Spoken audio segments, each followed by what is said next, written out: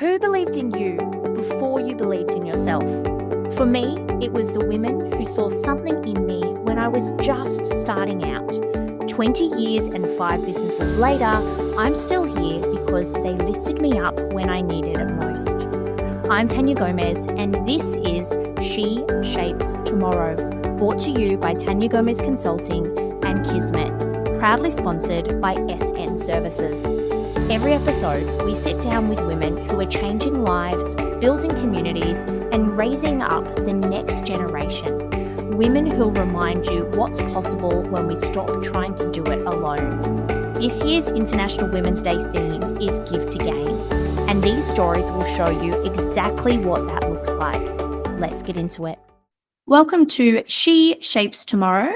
I'm Tania Gomez, your host for today, and today I'm joined by Cherryl Joseph, who is the founder of Cherryl Joseph Consulting, where she helps women in business gain clarity, confidence, and direction. Her leadership has been shaped by lived experience, powerful insights, and managing teams, and the realization that true leadership is presence, not position. After rebuilding herself and her business following deep personal betrayal, she now dedicates her work to helping women rise with purpose, unity, and self-belief. Welcome, Cherryl. It's so lovely to have you here today. Thanks, Tania. Actually, quite excited to be here today. Yeah, I've been excited to meet you and get to talk to you.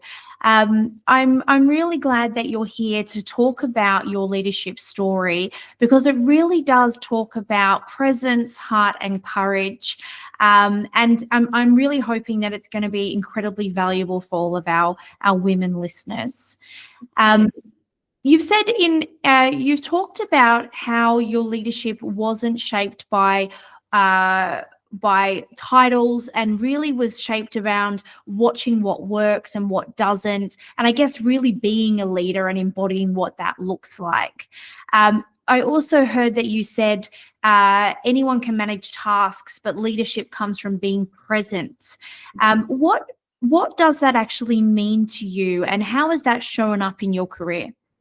Yeah, so I guess I've always been in a management role. The whole entire time, working in community service space, I've grown from being a youth worker, support worker, to being appointed as a service manager. So I guess I'll start off there because, as you grow within yourself, you start looking at you as a person and how you can, I guess, better your management skills. And I guess earlier on in my career, for me, I thought being a leader was just about, I guess, setting tasks, meeting those deadlines and ticking all the boxes and making sure that your day-to-day running of the company is running smoothly. And I guess over time, as I also started to grow and opening my own business, I actually find that everyone can do that. Everyone can tick boxes, everyone can meet deadlines, everyone can do all these tasks, but not everyone can actually look at themselves and go, how do I become a better leader for my team?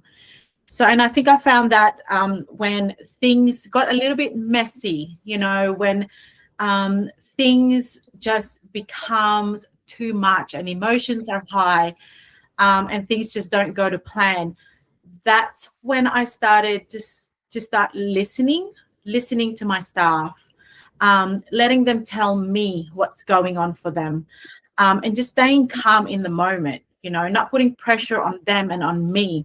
And I actually found that when I started to listen to my staff, they started to become, I don't know, I guess, be their own manager on them, upon like being their own self. They're becoming people who can lead their team as well, because I'm not there telling them what to do. I'm actually listening to them, and we're working together and how, I guess, to solve problems. It's about a collaborative approach. It's not about me telling them you've got to do this, and that, and set them tasks. It's about working together and building that relationship with them, because then they know that they can actually come to me when there is a problem. They're not expecting me to solve it for them, but we're doing it together. So it's really listening and being present. Yeah, so I guess what you've described there for me is really the difference between a manager and a leader. And a manager really, really worrying about what are the 10 things you had to do today in that 10 that order, as opposed to a leader wanting you to figure out what you have to do today. And I keep getting this. I'm going to get the quote wrong, but it's something like, the best thing that you can do is hire the best people and then get out of their way, as opposed to micromanaging people, really being prescriptive with these are the things you have to do today, and flipping that around to be, well, you know how to do this job. You're more qualified, more experienced than I am here. I'm here if you need me to bounce things off, but actually you are an expert in this. You are going to lead this, and trying to empower staff as opposed to just manage. Yeah. Absolutely. And I completely agree with you, Tania. As a director of a company, I'm not there to do everything. The first year or so in the business, you feel like you're doing everything. But it is when people say, it's about hiring the right people. Yes, that's 100% correct. But it's also how you lead them. You're hiring them for a purpose. But if you don't allow them to do the job that you've hired them to do, what is the point of that, right? You can't do everything yourself. As much as you think you can, you really can't. So it's working with those leaders to actually do the job that they were hired to do, and allowing them to do that for themselves. Yeah, absolutely. Now, one of your biggest turning points came in year 2 of your business, when someone close to you tried to take what you were building. And you said that almost broke you. So can you tell us a little bit about what happened during that time and how it impacted you both professionally and personally? Yeah, absolutely. I can easily talk about this now without actually crying, Tania. I think when it first happened to us, it broke me. So what happened was, we actually helped a family, my sister and my brother-in-law. So they moved from Sydney, and they needed a job at the time, and they had little kids. And so obviously family, right? You help family. And during that time, we were also building a business, and we thought, who would be the best people to actually help us build this business but family? So we hired them. One of them was the operations manager, and my brother-in-law was the operations manager, and my sister was one of our team leader, support work on the ground. And during that time, we didn't realize, but behind our back, they were looking at building their own NDIS business, which was fine. It's fine to grow. We are okay with that, 100%. But even during that time, while they were working for us, they were having some personal issues, and we helped them as well during those personal issues that they were, my sister was going through, and we was continuously paying them as if they were working. But during that time, something had obviously shifted within them, and thought that, I'm just going to open my own business, but do it behind our back. And I didn't realize that during that time as well, was that they were taking our staff to work for them, for their business. So they were calling in sick, when they were supposed to be on shift. But the worst part, Tania, is that the clients that I was helping my sister, the clients that my sister was supposed to be supporting within our organization, she was taking them as her client as well outside of the organization. And those staff member that she was taking from us were working for her. So they were calling in sick with us. Right. And I found that out months and months after, we found out what they were doing behind our back. They were taking our IP as well. So they were downloading all of our documents so that they can take that with, to them when they move on. So when we actually found out, it was gut-wrenching. It was gut-wrenching because it wasn't just it wasn't the business part of it. It was more the fact that a betrayal from our family, and they weren't able to tell us what they were doing. And if they had actually come to us and say, hey, this is what we would like to do, we would have helped them 100%. So for us, that was hard. That was really hard. The fact that the lies, the betrayal, and it personally shook me to my core, because I felt like I was grieving. I was grieving for the loss of my family. I was grieving for the loss of friendship, because some of the staff that they took, I thought were my friends. I actually helped them get the job because they didn't have a job. So for me, it was more personal than anything else. And the fact, it's not, I think about it now that it's funny, but it's actually not funny at the time, is that when I actually speak to people within the NDIS space, and they talk about this company that they've started, and they talk about their humble beginnings, how they started this company from ground to all the way up to where they are now, I just shake my head and think, really? Is that what you're telling yourself? Is that really what you're telling yourself to make yourself feel better? Because I know for a fact how it all started, and I know that, one day karma will come back to them. And I always go back to that. I always go back to, what you give is what you get back. So it took me a very long time to get to where I am now. But I just trust the process. I've come back to that, is I just trust the process. And you talked about choosing to become better, not bitter. What helped you to make that shift, especially when healing was slow and it must have been painful? Yeah, it really was. And I don't think people don't understand that unless it's happened to them. During our time here on earth, we've all had some form of betrayal. And I've had betrayals in the past, but this, to me, it was different. It was different because it wasn't just the first time my sister had betrayed me. This was the second time, and I had forgiven her the first time around.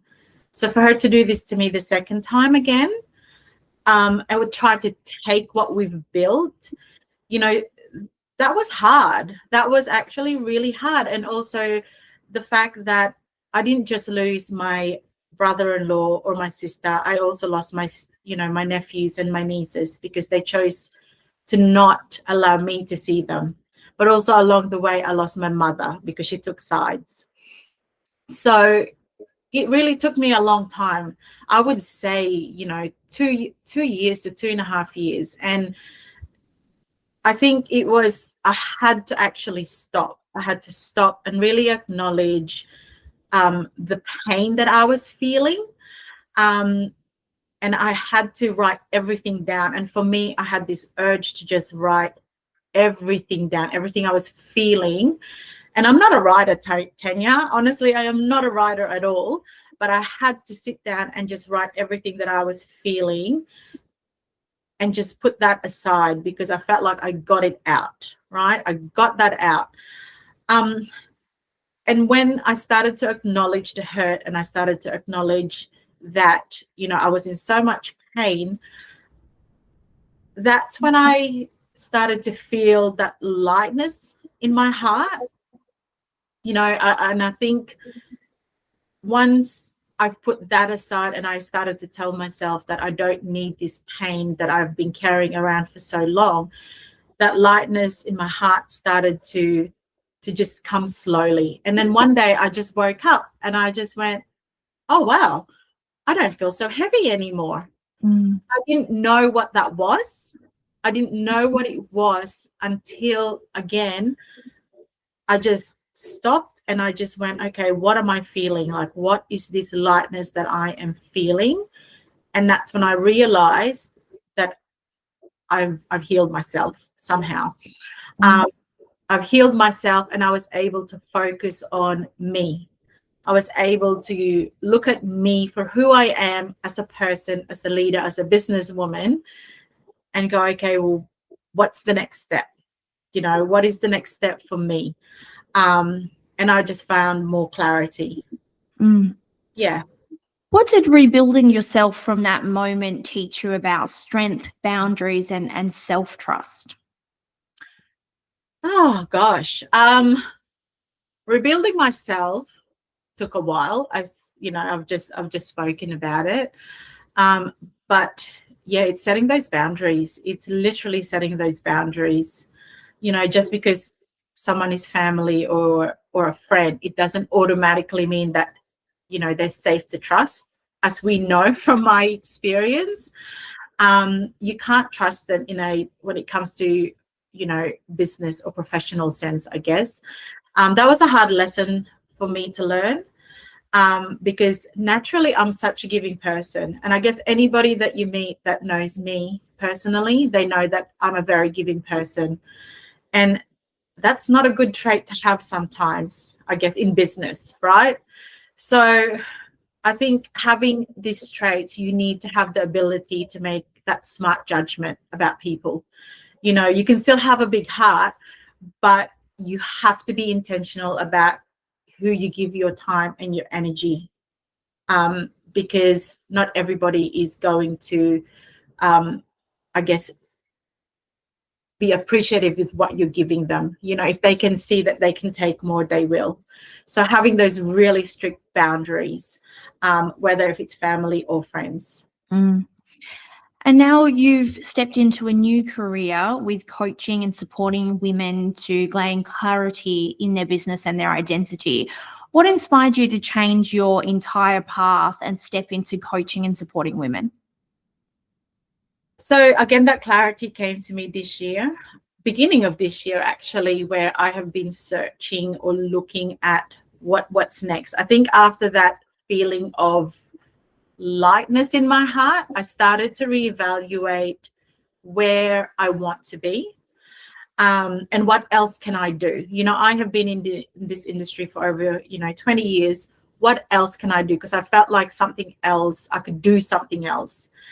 And it took me a little while to really figure out what it is I wanted to do. I looked at what I was good at. I looked at what I could bring to other women. And for me, it's about helping. I still wanted to help. I didn't want to step into, back into youth work or support work or anything like that, because I know that I love that, being hands-on, but I wanted to help other women.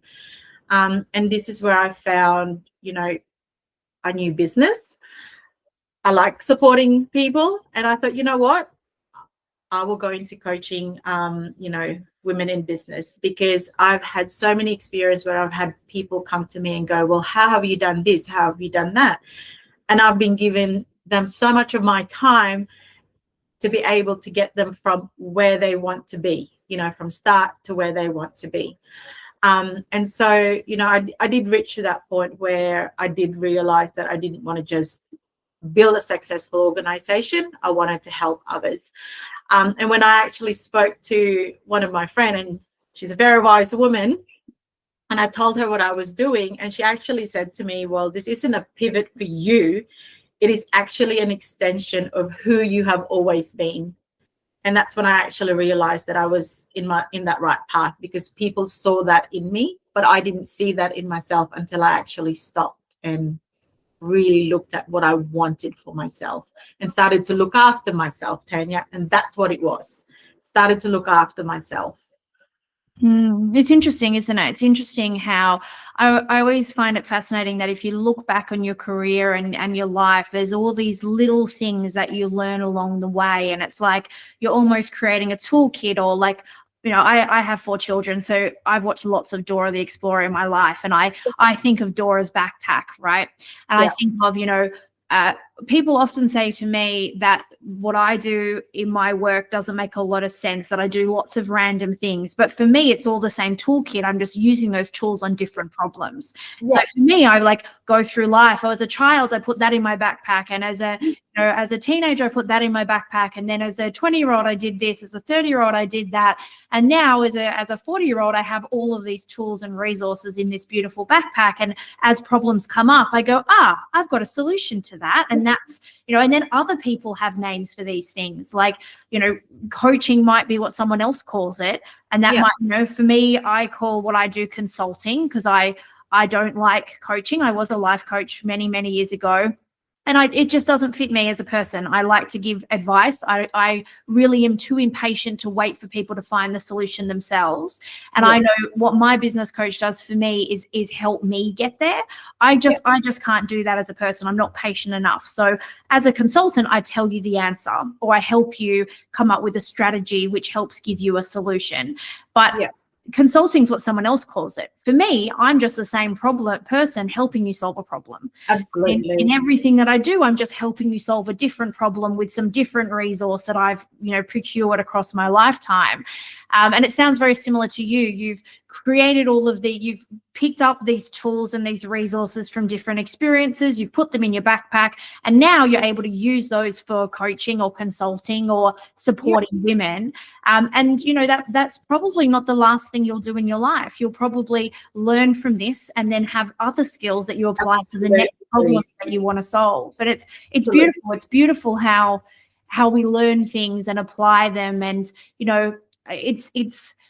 it's nothing is coincidental, right? Like even heartbreak or betrayal or challenges you've had in life have all taught you things that you're now going to be able to apply to help someone else. And that's, what I feel like is our gift and our duty as humans is to learn from things and help other people maybe overcome their problems a little bit sooner or not experience as much pain maybe. Absolutely. And I mean, just listening to you talk, I was actually, my brain was ticking, and I guess I just wanted to also share is that when I started, this consulting business, I had one thing that I thought of is I was going to be a coach. That's all it was. I was going to be a coach. But along the way, that coaching started to grow. And I was saying to my husband, and I swear to God, he's probably sick of me talking about it, is that, and I love him so much for it because he's so patient with me, Tania, is that it actually grew from just one thing, which is I wanted to be a business coach. And then now I wanted to actually do consulting because I think that I've got so much more to give. I'm not just a business coach. I have so much more to give to women that's why I changed it to consulting, because coaching for me was just not enough, because I have so much more in my backpack that I can go, well, I can pull this out today because I know I can help you with this. I can pull this out today because I know that I can help you with this, and I've got the experience for this. And that actually came to me when I sat down with my client a couple of weeks ago, and we did a 5-hour brainstorming because she's just started a business and she only had one thing to offer. That's what she thought, one thing to offer. So when we started to brainstorm, we came up with 5 offers that she was already experienced in, and she didn't even know that she could offer that. So for me, walking away from that, I just felt that I've done so much for her. And she was so happy because her business is now going to go to the point where, that's been her dream. She said to me, I'm 50 years old now. I don't want to keep working for somebody else. I want to be able to start this business because it's something that I've been wanting. And now she just doesn't have one offer. She's got 5 offers that she can choose from because she's got the experience. And that was with me. I thought I could only do one thing. But then along the way, I stopped doubting myself and went, oh my God, I have so much more to give. And so now that's in motion for me. And that's what I want other women to experience, is that you're not just the one thing. You've got 10,000, special sauce that you can offer, and that you've got to just stop doubting yourself. Yeah, I think that's really true. And I love also that you're working with women who are in their 50s, because I think there's generations of women before us who probably weren't given the opportunity at 50 to reimagine what their lives look like. I've just turned 40 this year, and I must say, since turning 40, I don't usually swear, but I will say that, like, I have almost no fucks left to give. Like, I really care so much less than I Oh, did yeah. in my 20s. Oh, And absolutely. yeah, I think of women who I've interviewed, and women who have shaped some of my life. And it almost felt like when you were a 50-year-old woman, especially when your period stopped, you were no longer able to reproduce, that you were kind of put out to pasture. You weren't very important. You had nothing left to give. Yeah. And I really look at International Women's Day last year, we had someone on the panel who is past retirement age. She's retired a number of times, and I've known her for a number of years. She's an amazing lady, and it really did make me not worry so much about turning 40 or 50 or 60. She's in her 70s. She's doing amazing things. I don't think she's ever going to stop doing amazing No. things. And if I can think about, that I've got 30 more years plus of continuing to contribute, help people, shape what my world looks like. I'm really excited about that, where going into 40, I wasn't really sure how I felt about that. So I think working with women in their 50s, and even much further than that, to think about what have they got left to give? What does their world look like now that children have left home? Yeah. That they don't have the same caregiving responsibilities, perhaps. I've also heard of just how many women have become single for the first time in many years in their 50s. And I have a friend who's a business coach, or sorry, a life coach for women who go through divorce in their 50s and later. And she does such amazing work with women to rebuild their confidence after 25-year marriages collapsing. And all of these things just didn't seem like they were really a thing, in years in the past. So I feel like, me going into my 40s and later, I feel really privileged about women like you and women like my friend who take it upon themselves to really focus on making sure every woman knows their value, and continues to help women contribute, because I think that that's really what equality is about: all women, all people, all ages of people being able to live their potential and contribute to our world.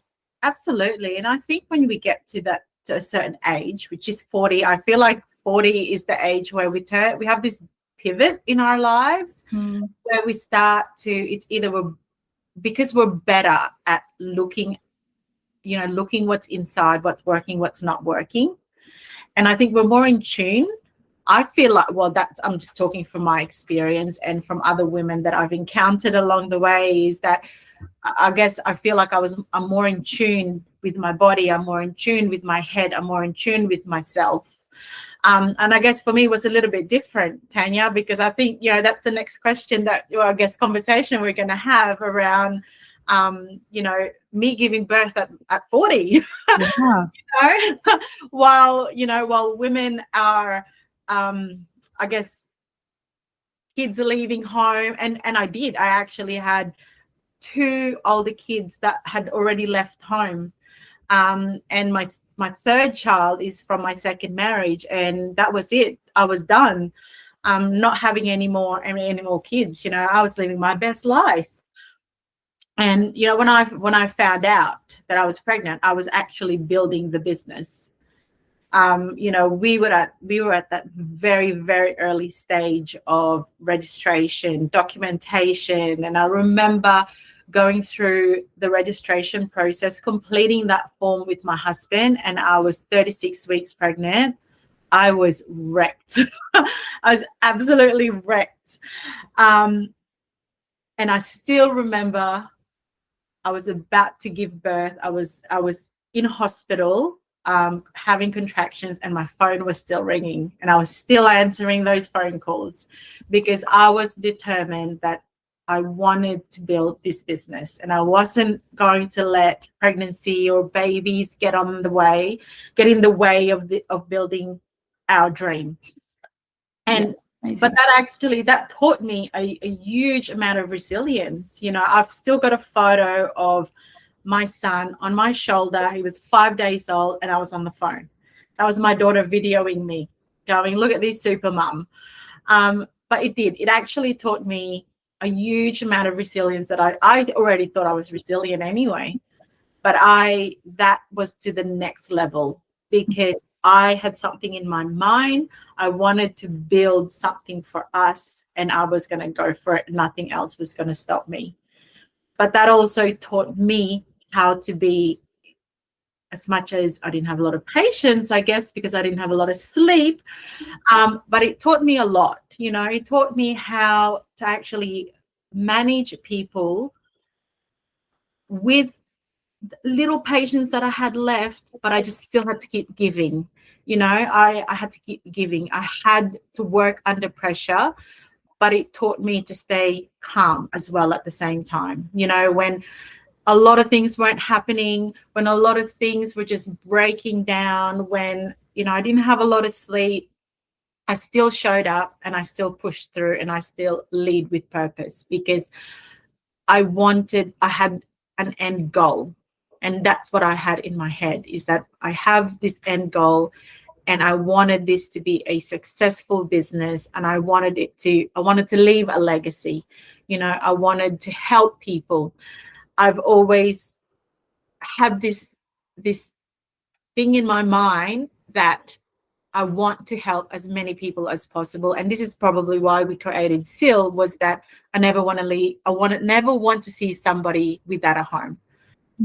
And that's when we bring, you know, lots of different clients into our organization. And that's how I lead my team. I always say to them is, you have a home to go to.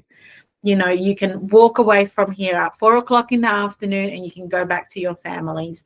But these guys, these are their homes. So you need to be respectful.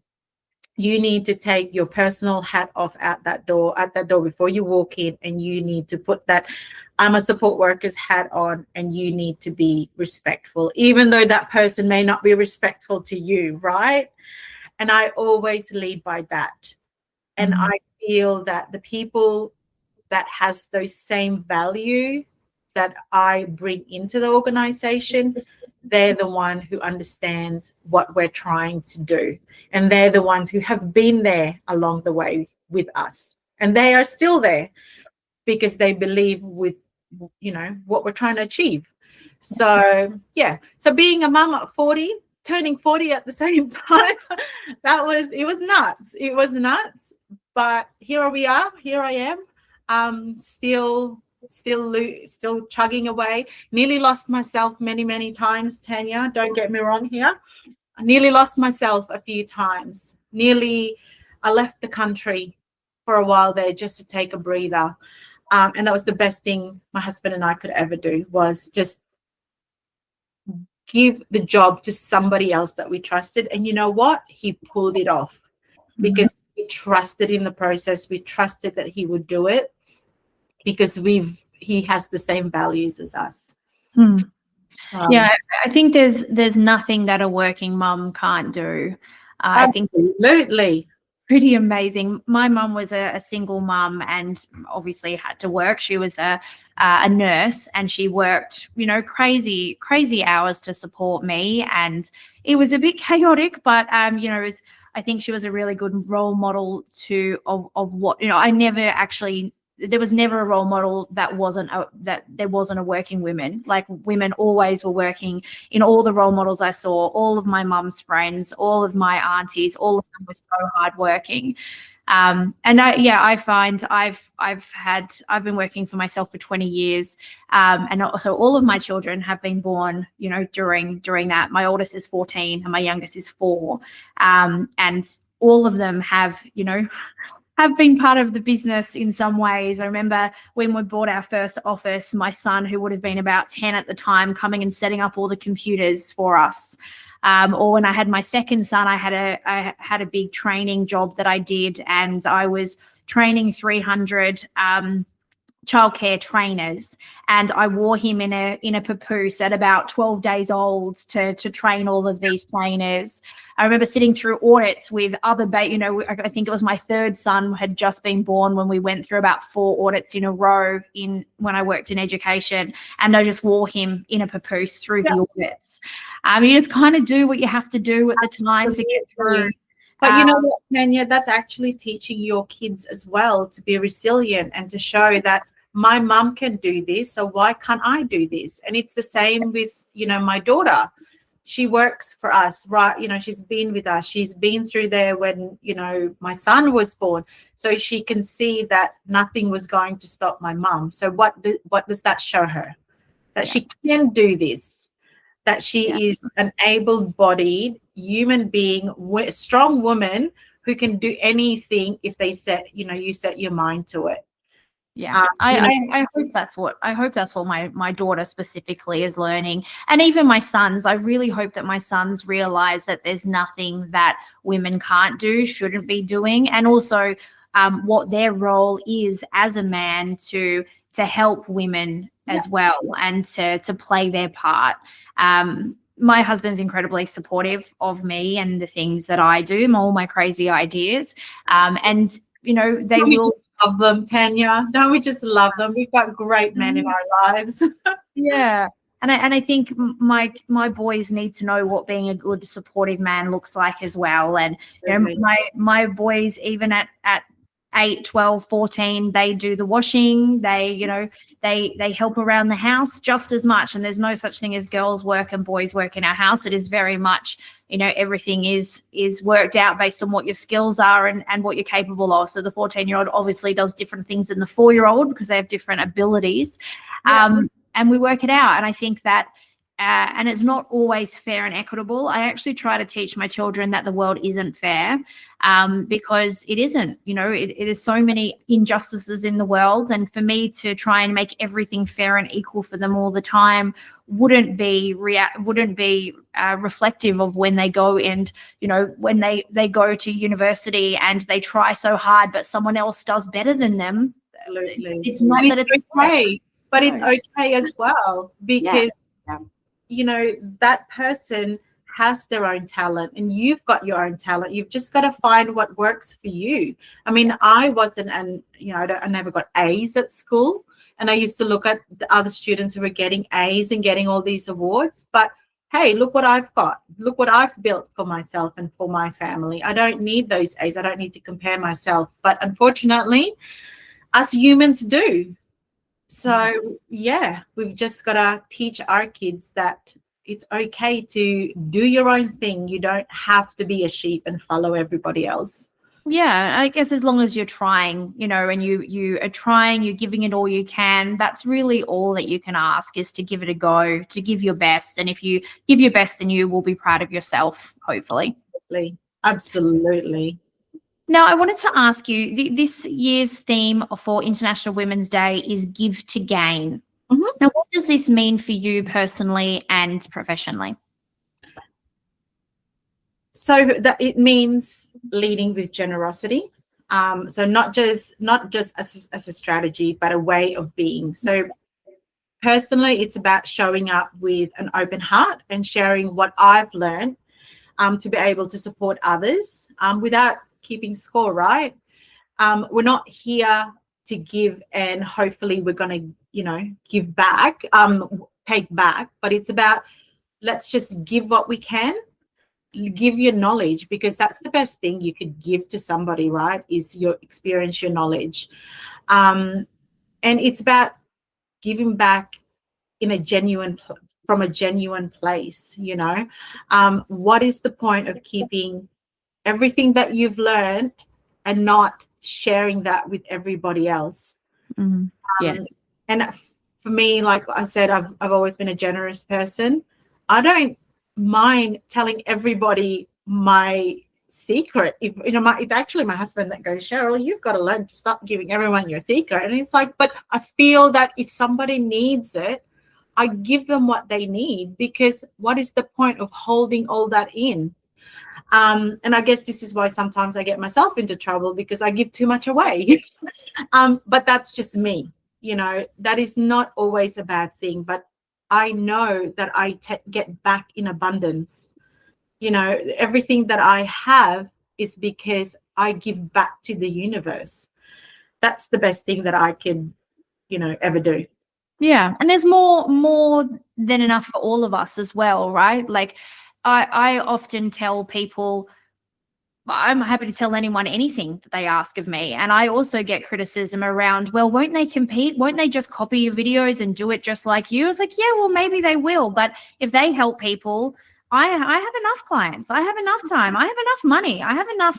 Like I'm not chasing another client. I'm not chasing more money. I'm trying to do things that I like to do and give value where I can give value. And if somebody else wants to steal from me and set up in competition to me, that is okay to a point. Like if they can find a niche and they can help people that potentially I can't help, then that's okay. There's more than enough clients. There's more than enough resources. There's more than enough for all of us.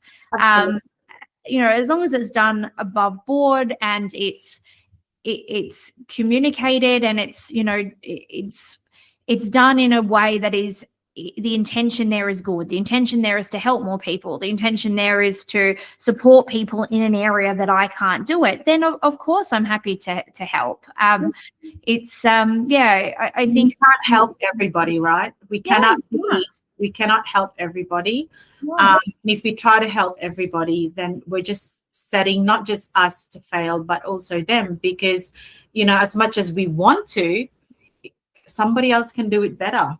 Yeah, and there's lots of people who don't want to work with me as well. And I think that's taken me a long time to figure out, is that I'm not the best option for everyone. I'm the best option for people who want to work with me, who, have certain traits in a certain way, but other people work differently to me and somebody else will suit them better. And that is okay, right? That's why it's fine to have competition, because it actually means that we can find exactly who we serve, the way we work, and other people who like that will be attracted to us. And I think that's, there's no harm in that.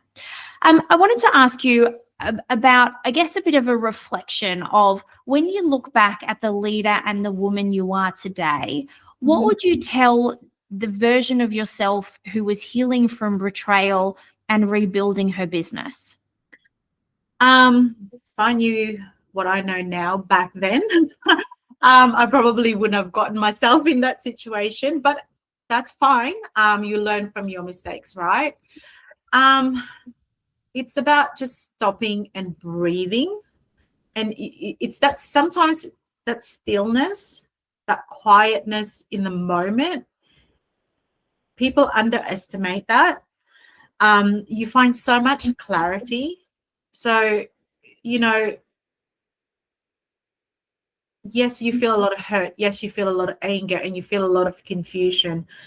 And all those feelings, they're strong feelings. But it's about just stopping and breathing and really processing how you're feeling and acknowledging that. Don't push it down. It's literally acknowledging that, because if you don't acknowledge what you're going through, that is going to stay with you for a very long time. And that is going to eat you up. And I saw that eat me up. Yeah.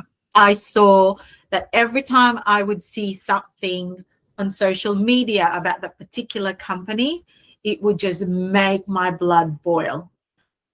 And I didn't like that feeling. I didn't like the fact that I was angry and it was making my day terrible. So stillness, acknowledging it, don't push it down and just let it go. That's what I wish I would have told me back then. But it took me a really long time. And also the fact that you will get through this, because I know a lot of women have got through a lot of, betrayals in the past. I mean, I've gone through betrayals in the past and I was able to rise from that. And again, it's happened again and I'm able to rise from that. But this time around, Tania, I'm rising even more. because I feel that I've really taken a good look at myself and I've acknowledged what I've gone through, and I'm now able to help others. Well, before I was still young. I was in my 20s when all those things happened to me, and I didn't have the same life experience that I have now. And so, yeah, it's just acknowledging everything that you're feeling and say it's okay and just let it go, like Frozen. What message do you want women listening to carry with them as they shape tomorrow, especially when it comes to supporting each other? Oh God, don't tear each other down. Oh my God, Tania, I hate that. That's the worst thing that I have seen so much of that on social media. We have to support each other. We really have to support each other because, as much as they say it takes a village to raise a child, but it takes a village, women village to actually rise each other up. We need each other. We really do. And I'll tell you, I went to a retreat not that long ago. It was a retreat for women founder who's just starting up a business. And there was 10 of us there, and we knew nothing about each other. And it was a 3-day retreat. And by the time we left that retreat, my gosh, we are each other's cheerleaders. We are there for each other, just egging each other on to do what we wanted to do. Like, it's not about judging each other. It's about, if I see what you're doing, Tania, and I think it's great, it's about, go for it, Tania. You can do this. How can I help you? It's about, just being each other's cheerleader. We just need to stop tearing each other down. Yeah, I think that's great advice. If people are listening and want to learn more about your work and what you do, what's the best way for them to get in touch? Well, firstly, Facebook is so much better at the moment because Instagram for me is a whole new world. So I've written this down because, again, us women, it's hard for us to pitch, right? It's about us pitching what we do. So I had to write something down that sort of, resonated with me. So what I'm currently doing, it's really challenging me. And I posted on LinkedIn that I'm actually, my goal next year is to be able to speak in public. So everything I'm doing is literally a big challenge for me. So leading up to next year. So I am in my own little journey. So at the moment, Facebook, definitely. So get back on track, Cherryl. So Facebook and Instagram. So I'm building my Instagram at the moment to make it more of a business venture, not just as a personal venture. But also what I'm wanting to achieve next year is to have a few more face-to-face workshops with women who are building their business or are already in a business and just want to scale or just want a bit more clarity. So they can definitely find me if they want to follow me on Facebook, Instagram, or LinkedIn. Or come see me at the International Women's Day and come have a chat with me. Yes, yeah, absolutely. So you are going to be speaking at our Gold Coast International Women's Day event, which is on the 6th of March. Would welcome everyone to come and have a chat with Cherryl and our other amazing speakers. Thank you, Cherryl, for joining me today. It's been a pleasure, and I'm looking forward to meeting you in person. Thanks, Tania. Have a great day. Wasn't today's guest amazing? Imagine being in a room with over 100 women like her. That's our 2026 International Women's Day events, happening across Western Sydney, Gold Coast, Adelaide, and Perth this March. You'll meet women building businesses you want to learn from. Leaders are solving problems you're facing right now, and the kind of people who become your text at midnight support system. That's not networking, that's give to gain. Find your event at taniagomez.com.au. I'll be there, and I hope you will be too.